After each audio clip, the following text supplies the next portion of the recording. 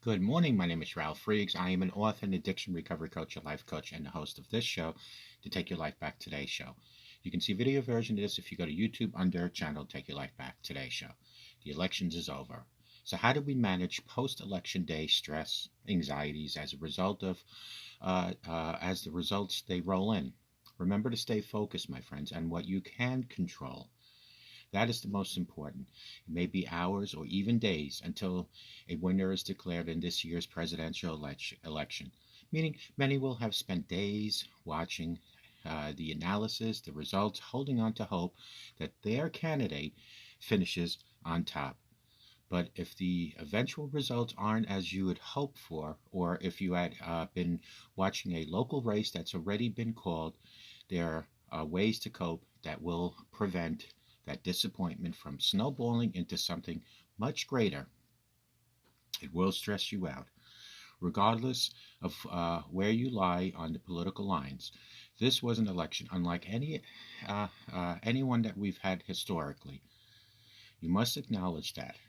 Give yourself some empathy and room to grieve that the outcome you wanted didn't happen. Remembering to stay present and grounded in the moment by focusing on what you can control rather than what may be happening in the state across the country, I should say in your state and across the country, because they can also help prevent your feelings from escalating with some of the things that you can do. We can control our one vote, but the election results are out of our control. It is realistic and natural to feel disappointed and even to grieve if necessary if the results aren't the way you had hoped. Staying off social media can help you stay grounded and avoid confrontation. Friends, resist putting energy into the election's outcome, given you cannot change it.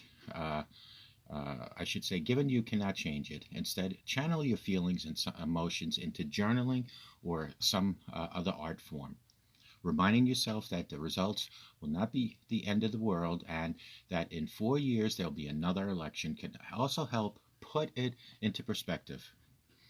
Talking to friends or support system can be helpful as well, but setting boundaries and remembering to be mindful of them is very important. Friends, it may be helpful to avoid friends and family that you know may feel differently or have picked a different candidate than you have, to avoid any uncomfortable situations. Once you feel comfortable, let them know that you don't want to discuss the results. Avoiding social media can also help protect you from feeling overwhelmed, and particularly watching the news all day. I found myself doing that yesterday because I sat there hour after hour. I didn't go to bed at an election eve either. You will find yourself continuously overloaded if you keep watching things that make you feel distressed.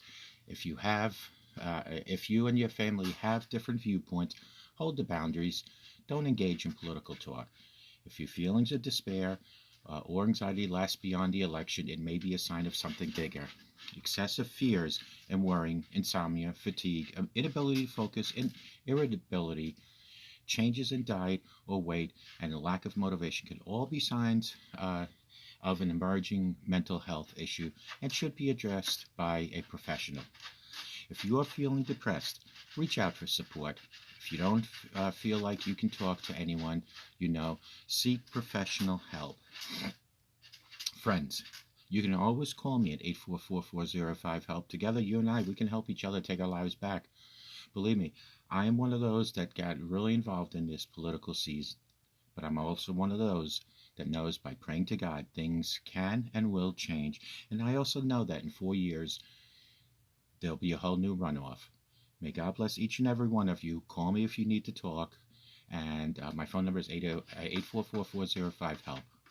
Take care and have a great day. And remember, God loves you, okay? Bye-bye now.